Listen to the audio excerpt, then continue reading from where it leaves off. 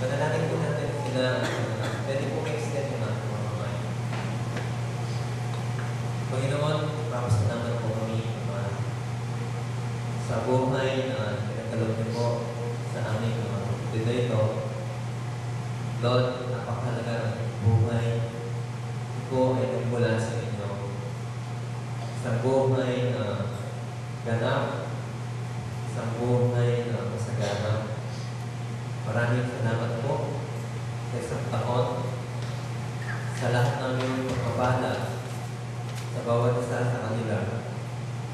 Hindi lamang po sa mga material na bagay, kundi higit sa lahat, ang kalakasan sa araw-araw, kalusugan, at ang patuloy na pag-iingat po ninyo, patnubay ninyo, at pagbabay ninyo sa bawat isa po sa kanila. Ngayon po umaga, nasasalamatan po namin.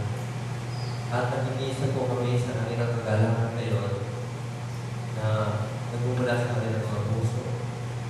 Tunay po na kakaiba ang aming pagbuliwang at kaarawan kapag ikaw po nagbigay sa amin ng kagalangan upang manatili sa mundo ito. Pagpalain mo sila, Panginoon, bigyan mo sila ng maraming kaarawan.